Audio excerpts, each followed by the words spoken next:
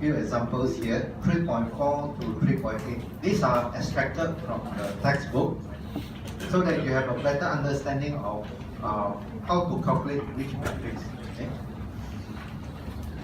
Okay, so let's look at 3.4.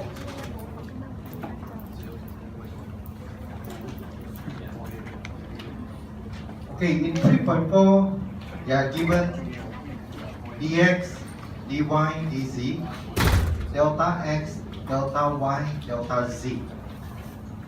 Okay, so with this information, they ask you to write what is the differential operator. Okay, the delta. So just now, we have seen that delta will be given by the dx, dy, dz, delta z, delta y, delta x.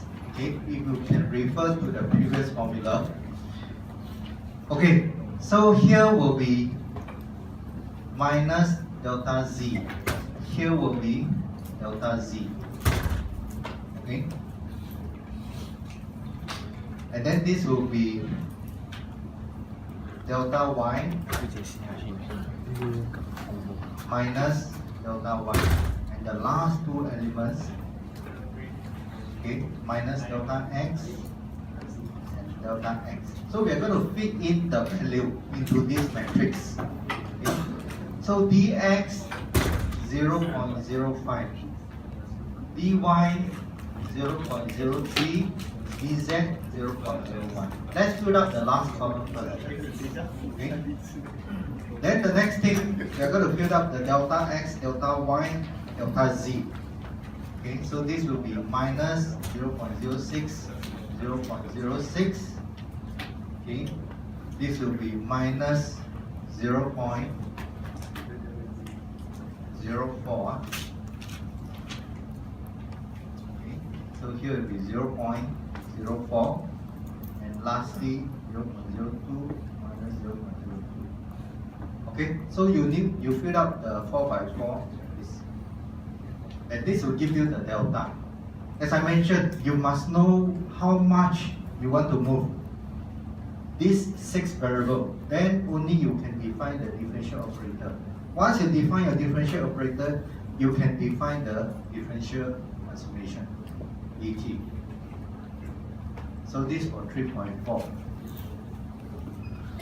Okay, very straightforward. Just build up the matrix based on the given information. Okay. Okay, next we are going to move to 3.5. Let me move up a bit.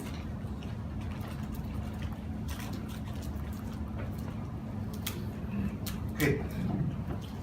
So in the example 3.5, okay, here it says that your differential rotation of 0.1 about y-axis, you have the differential translation of 0.10, 0.2, and so on. So what you need to do is, given, you write into this 6 variable term. So what do you think is the dx value? Dx equal to 0.1. Okay. Your dy equals 0. Your dz 0.2.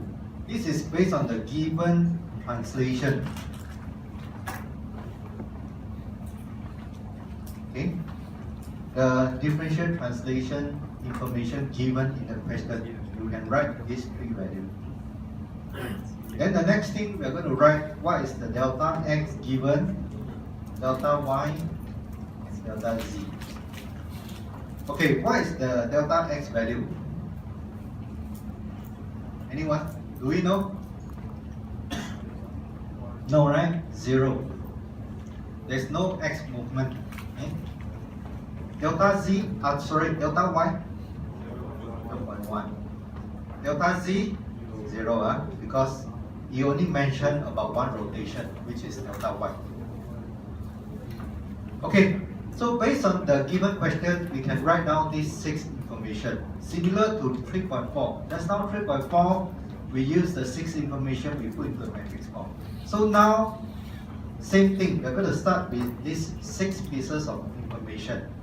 Then the next thing we're going to define is, we're going to find dB, the differential change in the frame B. Okay? And we know this is given as delta B in the lecture just now. Your frame pre-multiplied by the differential operator. Now this I also have. How come? Who did the magic? Magic. Now it's easier.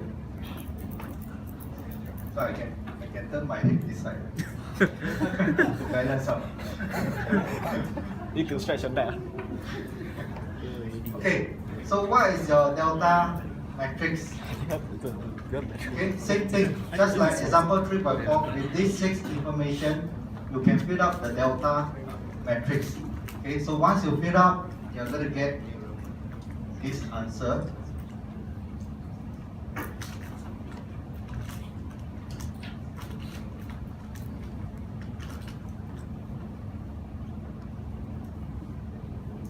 Okay, dx, dy, dz, delta z, delta y, delta x.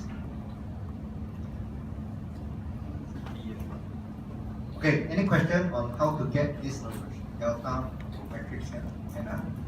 Then what is your B? Is B given? Yes. So you just copy down the whole matrix.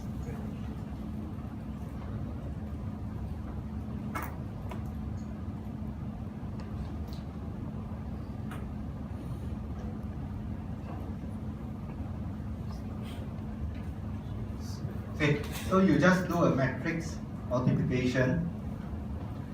You're going to get the final answer, which is this. Okay, you can go back and try out this as your exercise.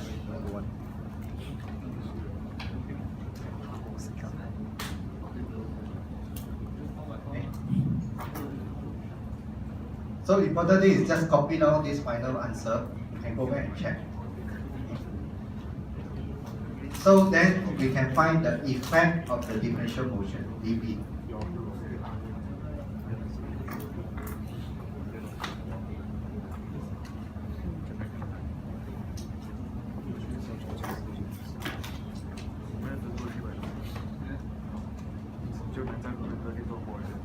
Okay, let's look at 3.6.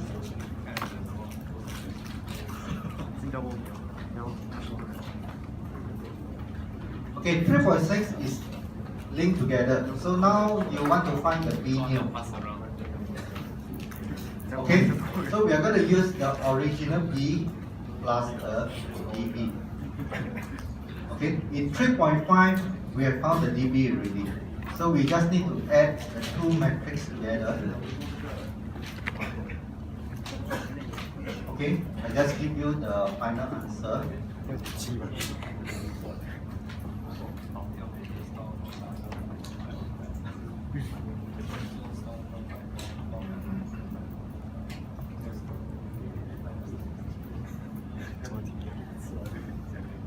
Okay, so go back, you just try to add up, very easy, just get the final answer.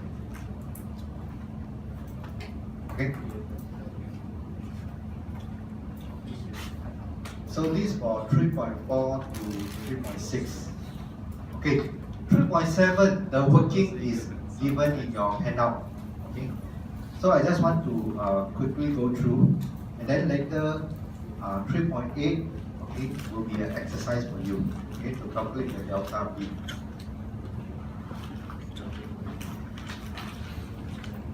Okay, any questions so far? 3.4 to 3.6? Can Okay, let's look at 3.7.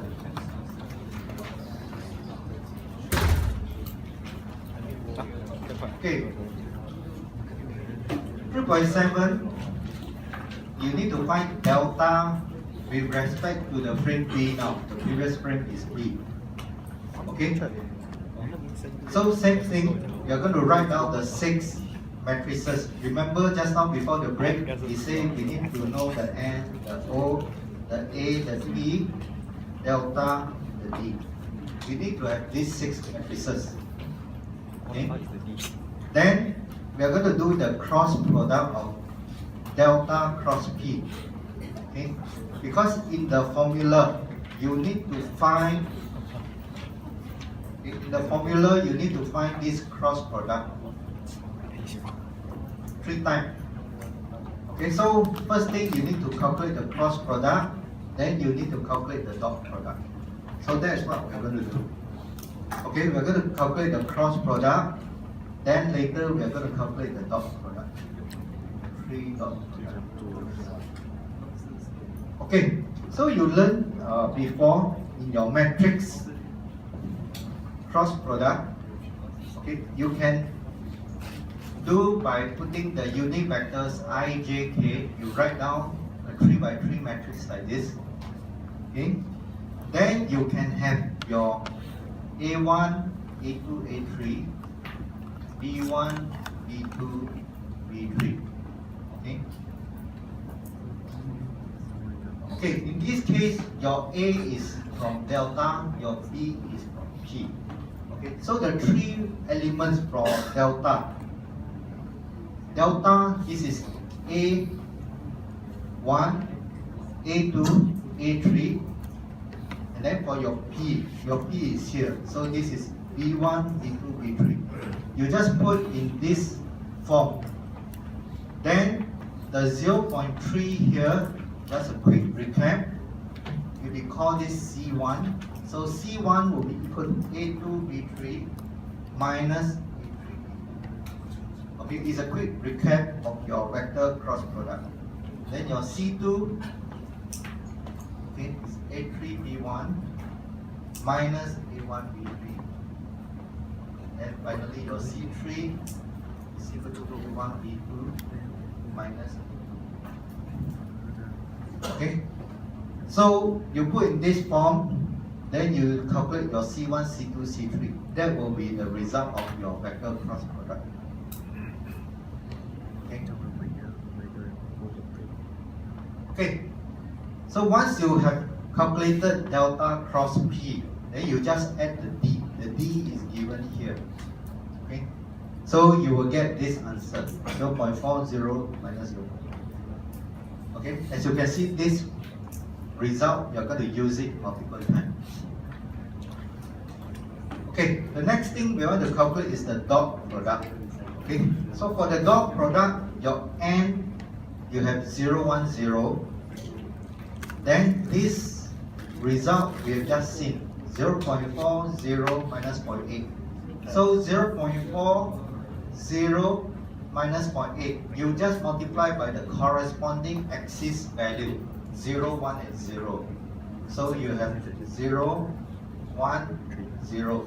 Each of them you multiply only for the same axis, you multiply together. Okay, x multiplied by x, y multiplied by y, z multiplied by z. That is called vector dot product. Okay, so once you have calculated this, you get one scalar value. Your dot product is going to be a scalar, not a vector. Okay, so once you calculate the cross product, dot product, then you're going to put everything together into this delta P using the formula that we have seen just now, the last slides. So with that, you are able to get the answer. In other words, with respect to moving frame B, your differential operator is now given by this value. Okay? No longer the same delta as we have seen just now. Okay, in your previous example, 3.5.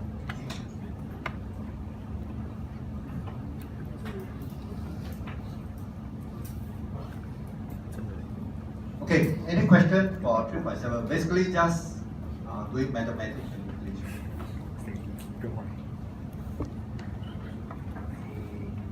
Okay, so in the same way, we can do for example 3.8. It's the same thing. You want to calculate delta P.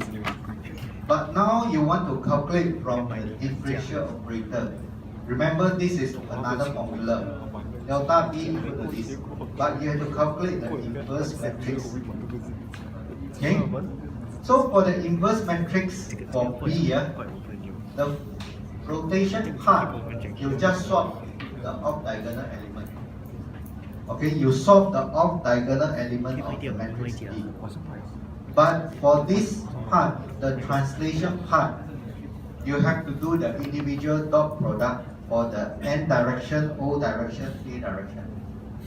Okay, you have learned that in your lecture 4 or lecture 5.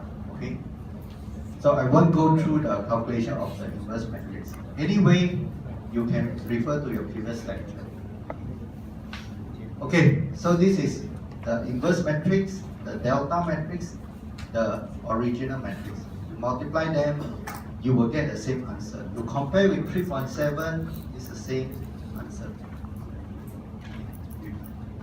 3.7, same answer.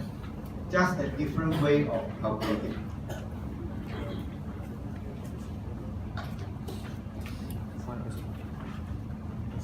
Okay. Okay, the next thing I'm going to show you, okay, is to emphasize again on the point of why do we need to learn the differential motion. I'm going to show you an example. Okay. Let's look at this example here. Okay, this one you don't have, but I just want to use the diagram. Okay. I use the diagram to illustrate why do we want to look at differential motion. Okay, okay, let's say you have a mobile robot here. This mobile robot, first thing, okay, before it goes into position A, it needs to do a translation of L here. Okay, so this one is pure translation motion. This one is pure rotation motion. Rotate by angle delta. Then moving a distance of L, just like the previous example. But previous example, you do a translation followed by a rotation. This one you do a rotation followed by a translation. So you reverse the sequence. So as we see before in your lecture 1 to 5, normal kinematic, your final position will be different because it depends on the sequence. But for differential motion, it means the L and the theta. Okay, you actually try to calculate them and move them together simultaneously. You don't do it in discrete, but now you do it continuously. So this is a more typical robot arm. Okay, so at any moment, your L and your delta and your theta is being calculated, and then you follow a particular path. So your final position will be very different compared with normal discrete movement.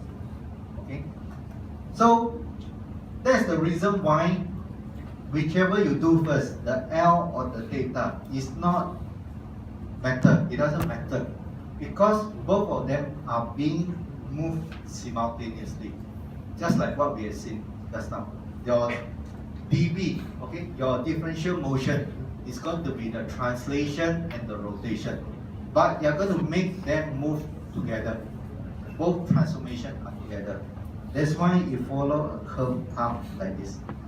Okay, so this is for practical reason why we have to look at very small scale movement versus this very large scale motion. Okay. Okay, the next part I'm going to show is to prepare you for the next lecture.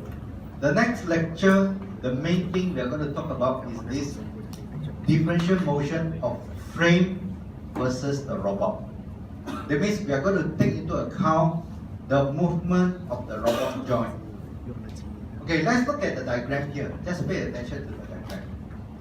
Okay, the first thing is diagram A. We are talking about a movement of a frame from here to this point. Okay, you move the point, but this frame is the robot end effector. You don't care how is the robot configured. Is it 3 joint, 4 joint, 5 joint?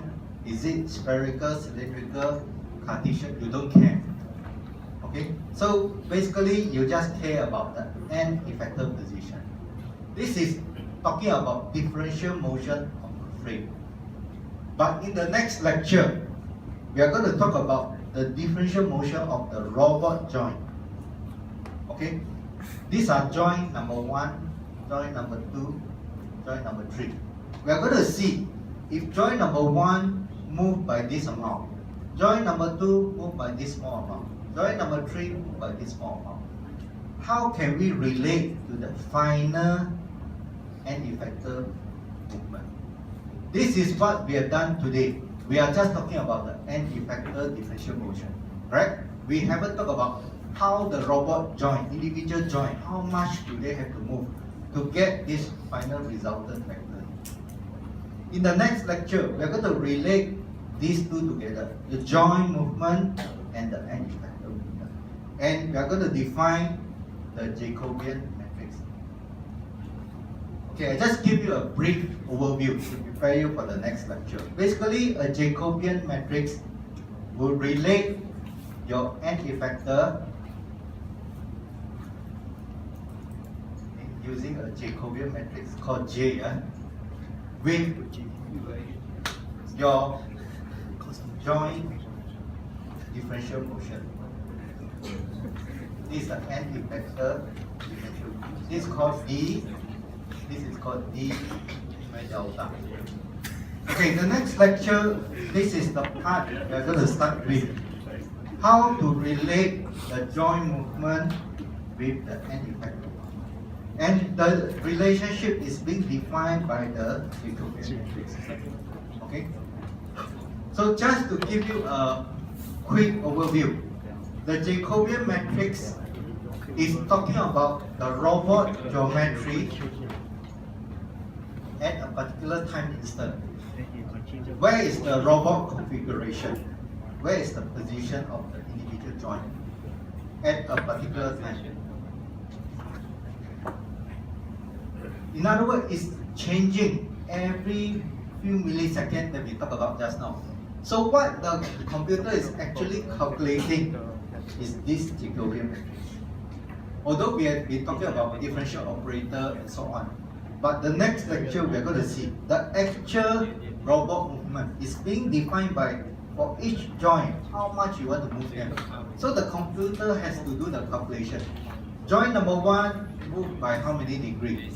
Joint number 2 move by how many mm? So we are going to see at every moment this matrix J is going to change depending on the time. It's a function of time. Okay? And this is the one that you're going to see as one of the questions in the exam. Okay? How to calculate this matrix J. Okay? So this is what we're going to see. But overall, it's all talking about differential motion for lecture 6 and lecture 7. Okay, any questions so far? Okay, any questions? Okay. If not, like what I said at the beginning, okay, bring your hand up for the next lecture because the Jacobian calculation is already in your handout. They are all related together. Remember to bring it next week. I'm not going to make new copy for you. So bring it next week. I'm going to see you next Wednesday.